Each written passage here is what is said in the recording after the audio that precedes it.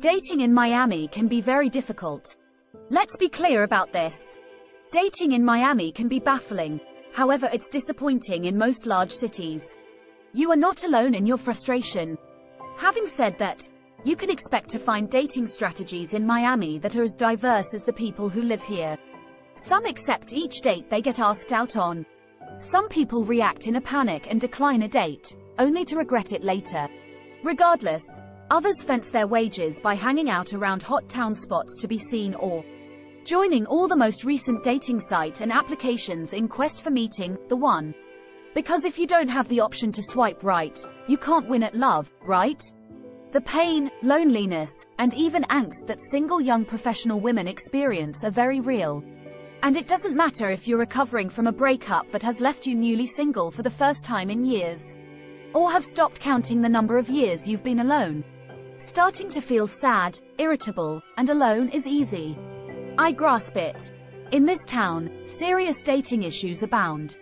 I've heard and seen horror stories about dating, and it seems that bad behavior doesn't discriminate between men and women.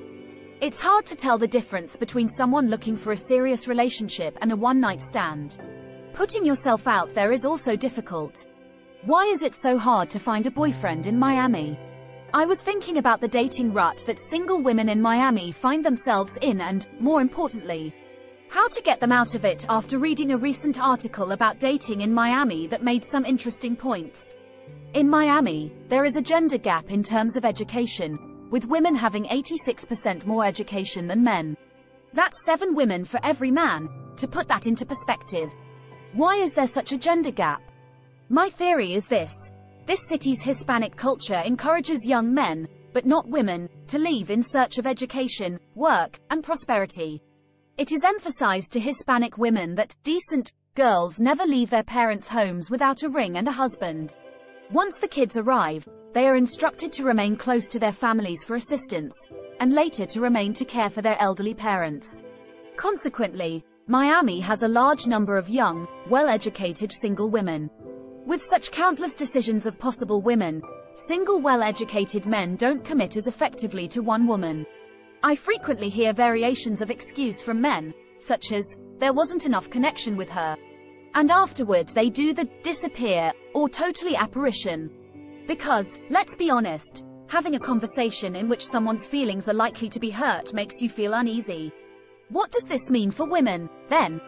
They can be divided into 3 groups: jaded, desperate, or resigned. What I mean is this. After being stood up, screwed over, ghosted on, etc., many young professional women become hardened. They continue dating, but they're skeptical and unpleasant. While it serves as an effective means of self-defense, it also prevents these women from making the genuine connection they seek. Young professional women are typically successful. For them, being rejected equals failure, and they don't do failure. As a result, they begin to address the underlying belief that they are not good enough, unlovable, or broken on the inside. You get the idea. They need to get a relationship. As a result, they begin employing desperate strategies to find and keep a partner.